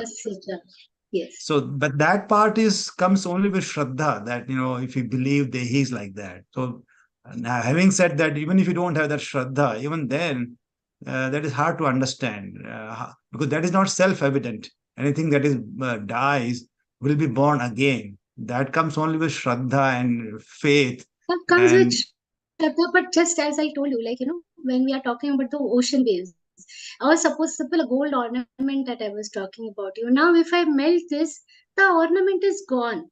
Okay. And a new ornament is formed after melting and reforming it. Will you say that the old ornament is completely dead? We cannot say that, right? In a new form, it is existing, isn't it? So even if we say that this gold ornament, if I have melted and then it is dead, that tattva, it is going to get reused. It is going to, a new form is going to happen out of it. So Dhruvai Janmamritasya cha. Now whether you believe it that it is the same ornament or not, whatever is gone, it is going to be reborn, right? so whether you Are you, believe are it is you the getting same it? soul or Dhruvai not, that Janmam. is the kind. The same soul or not? It is the same gold or not? You only tell me, is it the same gold or not? Is it not the same gold? It is the same gold. When an ocean and wave we are talking about, the ocean it is the same wave or not? No matter what, a wave is a wave. Now, whether you believe it is the same wave or not, now from that also, if you say another wave is going to come, if you say that this wave is dead, even if you believe it as a new wave, it is not natam shochitam arati. It is not meant. Another wave will be there, whether this is a gold ornament or another gold ornament. Dhruvai janmam ratasya cha. Here, don't just think it from the bhav. Also think of it from an abhav. Today, if I don't have a gold ornament, the original one, I have a new one. So you are going to get another one. Another soldier is going to be a part of it. Another person is going to be there. So Dhruvai Janmam Ratasya cha. It is whether it is not necessarily the same, but everything that is going to go, another one is going to be replaced. Today, one director, another director is going to come. The place of director is never going to be empty, isn't it? Somebody or the other is going to come. You cannot say that the director position is dead. It cannot be. Today it is someone, tomorrow it is someone. So even if it is gone, it is going to be filled again and again. So then in that case also, there is no point in grieving about. So, but doesn't say about the So sameness. think of it actually. from the yeah, more than the same. It is the abhav, bhav and abhav that he is talking. Okay. Karuna Didi, please unmute. Karuna Didi, please unmute. Jai Shri Krishna. Yes, ma'am. Namaskar. Jai Shri Krishna, madam. Jai Shri Krishna. Ma'am, I have a different question altogether on what is a righteous behavior of a lady or a girl who becomes a mother, a wife, and still is a daughter.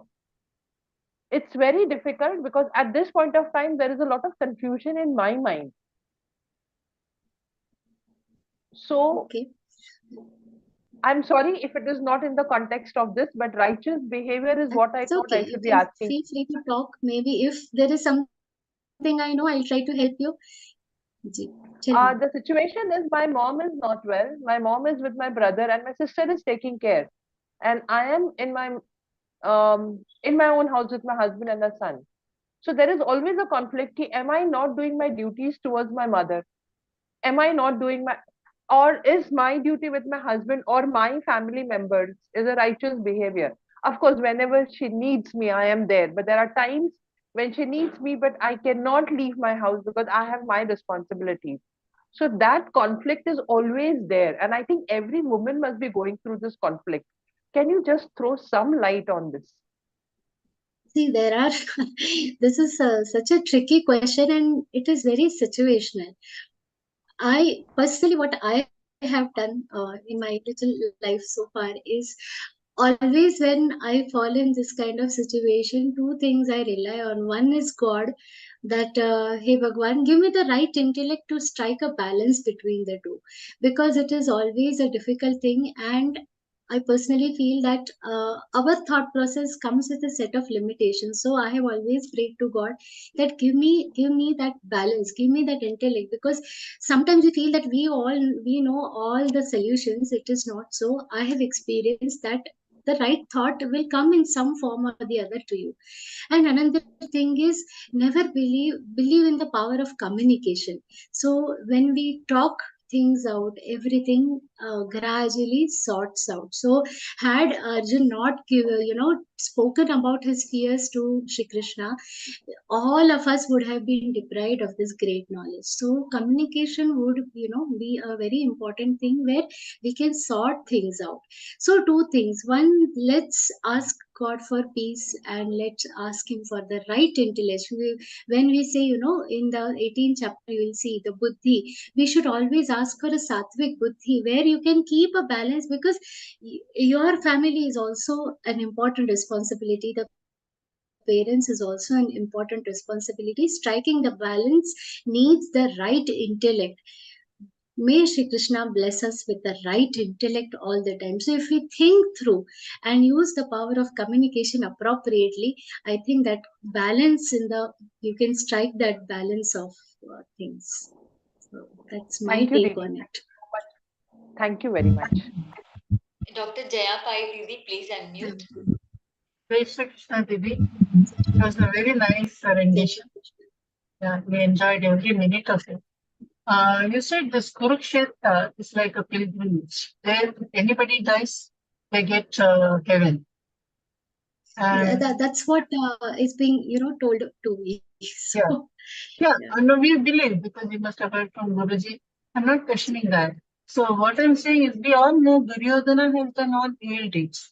So as we are doing second now, in the 11th chapter, in the Vishwarupa, God has shown that all these people, Bhishma, Pitama, Duryodhana, all are rushing into his mouth. So did they also merge within him? They are papi, no? they Duryodhana, have Karuna. what he was doing, you saw, if you remember the 11th chapter, Yeah, yes. Churnitai Yeah. Ruttamangai. Do you think Yeah. that was Yeah. reason? But what happens to So others based who on, die? see, Others that also much will be knowledge I chewing, really no? don't have. No, others, see, the Kaurav army, he has seen Churnitai Ruttamangai. But what we have to understand here is, ultimately the union with the God is going to be depending on your sadhana.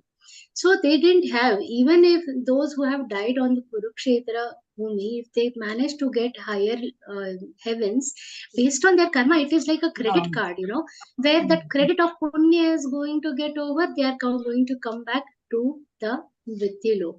So based on that, and there it is, I wouldn't call that union with God, we have seen how it is, was a dreadful death that was being seen by Arjun. So based on the karma only, it is going to happen. So have you seen anywhere the description of how the union with God will be? No, Any I'm script? just trying Any to script? understand Bhagavad No, Gita. any script, Devi. You have been Bhagavad in this Gita field only, for Didi, 7 where just now Ashcharyavat Pashyati Kashchidenam. This is also union with the God. When we talk about the Lakshana of Gunatita, again, when we talk about the Lakshana in the 13th chapter, Siddha Purush, all these are explaining, all are pointing towards that only. Gradually, step by step, it is going to point in that direction. Now, that level of Siddhata, I really don't have beyond that. Have you heard anywhere you shared it? To hear anywhere you shared. He's the only one who can help you with that. But, yeah. Shailaja Gopal Krishna ji, please unmute. Shailaja Gopal Krishna ji, please unmute. Shailaja Gopal Krishna ji, please unmute yourself. Hello. Yes, thank Jai you. Shri Krishna Devi. I have a basic question. Like, since Arjun was on the side of Dharma, even though he was on the side of Dharma, Shri Krishna had to counsel him. But Duryodhana being on the side of Adharma, did Shri Krishna try to counsel him? Of course, he tried. He tried very hard, Didi. But even when he was small, Shri Krishna and Duryodhana, this conversation, this shloka is also very famous.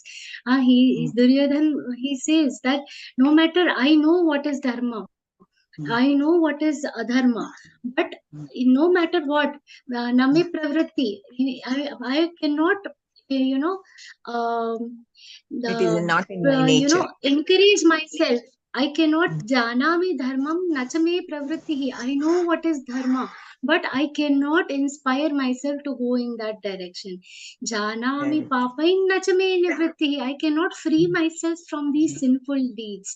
That's what he's saying. He says, no matter what happens, I know what is dharma.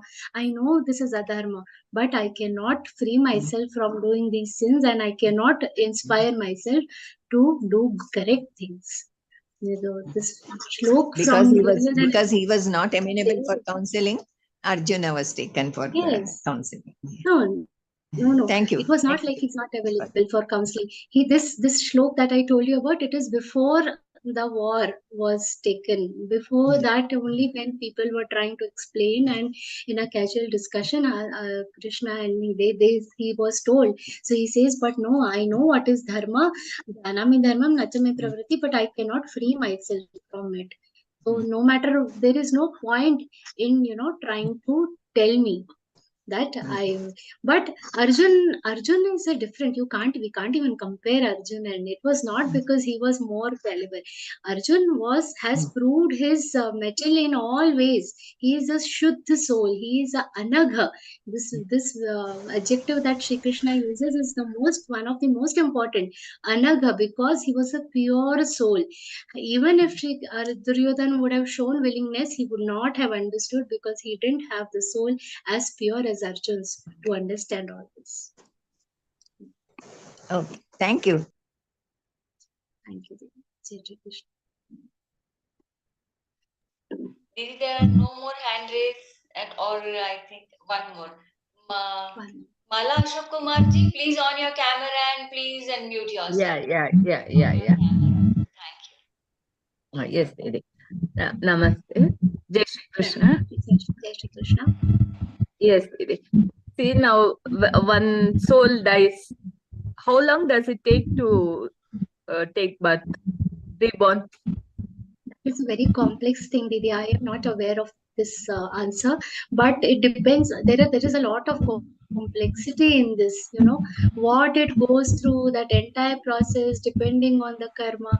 I have no idea about how much time, because time is also a very relative term. Because we know counting only in terms of hours, minutes, and that is not how the counting goes for Brahmaji and Yamarajji. They count in different, their units of time is only very different. So I'm sorry, I'm not aware of the time that it takes. Okay, Devi. I think there are no more questions. So shall we proceed further? Sure, Devi. We'll proceed further. No, I think there are no more questions.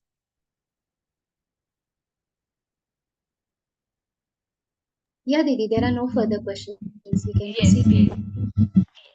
Thank you so much, Didi, for such wonderful and deep explanation of all the questions. All the sadhaks must be chanting Hanuman Chalisa. And if you are not, I would kindly request you to download the Ram Pratishtha app and please chant Hanuman Chalisa daily and be a part of this abhiyan. Thank you. I offer my heartfelt thanks to the backend interpretation team and the technical assistants Vaishali Didi and Janvi Didi, whose efforts and seva have made this session so smooth going. Also, I thank you all sadhaks. Also, I thank you all sadhaks for your presence today and eagerness towards dwelling into understanding the shlokas of Sankhya Yoga. Let's say thanks and pay our gratitude towards Lord Krishna for blessing us with such a beautiful session today by reciting the prayer. I invite Suresh Hegde Bhaiya from Hubli for the prayer. Bhaiya joined Gita Parivar in 2021 and has given seva as a technical assistant in various batches of L1, L2 and L3. Please begin the prayer, Bhaiya. Please unmute yourself, Bhaiya. We can't hear you. Please unmute yourself. जय श्री कृष्ण योगेशं सच्चिदानन्दं वासुदेवं प्रजप्रियं धर्मसंस्थापकं वीरं कृष्णं वन्दे जगद्गुरुं कृष्णं वन्दे जगद्गुरुं जय Shri Krishna Jai Shri Krishna Bhaiya, thank you so much for the beautiful prayer. Shraddha Didi, we have one more question. Should we take it? Sure, Didi. Sure. Yes. Yeah. Jai Shri Krishna, Lalita ji. Pranam. You need to unmute Lalita Okay. Didi. Okay, ma'am. Jai Shri Krishna, ma'am. I have a simple question, ma'am. ये तमोगुण को कैसा कम कर सकते, ma'am? मैं सुबह उठना चाहती हूँ 5 बजे, फिर भी नहीं उठ सकती। मैं फिर भी उठना चाहती हूँ, आप कुछ एडवाइस दे ना, उठना मॉर्निंग उठे वैसा। This is such a beautiful question. See, we all want to actually get away from tamogun. Now we all should also understand that directly from Tamogun, we cannot come to Sattvagun. So if you say, now I'm getting up at 7 o'clock, from tomorrow I'll get up at 5 o'clock, it is not going to happen. Slowly it will happen. First, you have to come to the Rajogun level, where you get some merit after getting up for 5 o'clock. So suppose, you can just Rajogun, what they will do, they will assign some, reward for getting up. So reward yourself with something like, suppose I say, I like to eat sweet after lunch. I will eat it only if I have got up at before 6 o'clock or got up at 6 o'clock. Otherwise, I will not eat. Something like that. There should be something that, inspires. And gradually you will develop this habit. So first, everything has to work on an incentive. First give yourself, decide what is it that you will get, what is it that drives you. You want to get up, that is itself the first sign that you will be able to get up. Because first thing is, we should have a desire. That desire is there.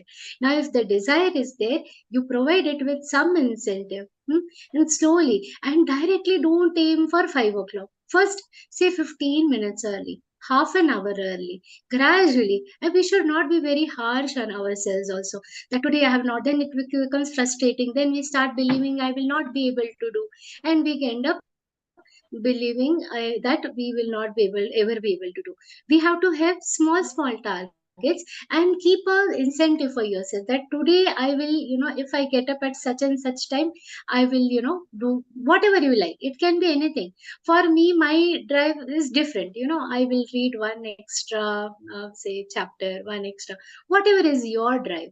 Gradually you will start liking it, and that habit will be formed. So start from small steps and then increase. And this habit of getting up early, it is also addictive. Slowly you will not be able to sleep beyond a certain time. But for anything to, become a habit, it has to come gradually and for many days. Consistency is important. Hi. For if 2 days you say no to Sunday, why people are not able to get in this habit? Because Monday to Friday they get up early, Saturday, Sunday extending the sleep. That is the biggest problem. So we should not have break in between. So if you try to do that, I'm sure you will be able to succeed. So from the Tamogun, come to Rajogun. From Rajogun, you will become a Sattvic person. Okay. Thank you, ma'am. I will try compulsory. And all the best to you. Thank you, Didi. Thank you so much. Now we will be chanting the Hanuman Chalisa. I request you all to please join for the same.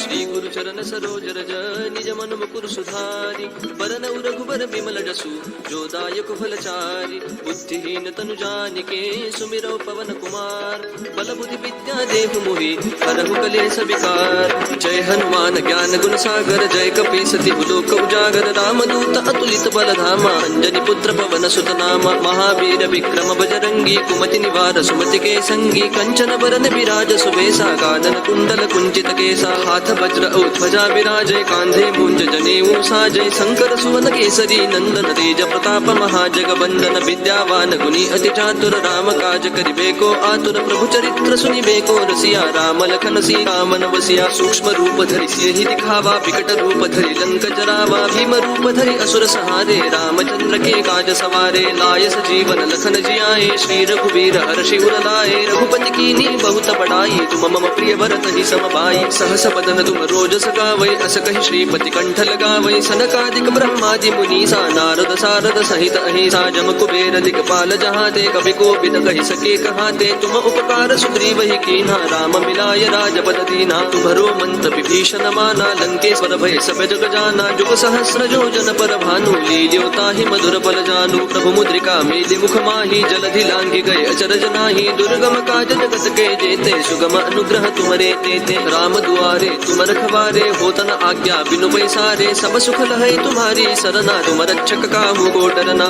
आपन तेज समारो आपै तीनों लोक हाकते कापै भूत पिशाच निकट नहीं आवै महावीर जब नाम सुनावै नासै रोग हरै सब पीरा जपत निरंतर हनुमत बीरा संकट ते हनुमान छुड़ावै मन क्रम भजन ध्यान जो लावै सब पर राम तपस्वी राजा जिनके काज सकल तुम साजा और मनोरथ जो कोई लावै सोई अमित जीवन फल पावै चारों जुग प्रताप तुम्हारा है प्रसिद्ध जगत उजियारा साधु संत के तुम रखवारे असुर निकंदन राम दुलारे अष्ट सिद्धि नो निधि के दाता असबर दीन जानकी माता राम रसायन तुम्हारे पासा सदा रहो रघुपति के दासा तुम्हारे भजन राम को पावै जन्म जन्म के दुख बिसरावै अंत काल रघुवर पुर जाई जहाँ जन्म हरि भक्त कहाई और देवता चित्तन धरई हनुमत से सर्व सुख करई संकट कटई मिटई सब पीरा जो सुमिरै हनुमत बल बीरा जय जय जय हनुमान गोसाई कृपा करहु गुरुदेव की नाई जो सत बार पाठ कर कोई छूट ही बंदी महासुख होई जो यह पढ़ हनुमान चालीसा होय सिद्धि साखी गौरी सा तुलसीदास सदा हरि चेरा की जय नाथ हृदय महडेरा पवन तनय संकट हरन मंगल मूर्ति रूप राम लखन सीता सहित हृदय बसहु सुर भूप सियावर रामचंद्र की जय पवन सुत हनुमान की जय। With the assurance to be present to listen to the interpretation of the next part of Sankhya Yoga. Next weekend, see you all. Thank you so much once again. Jai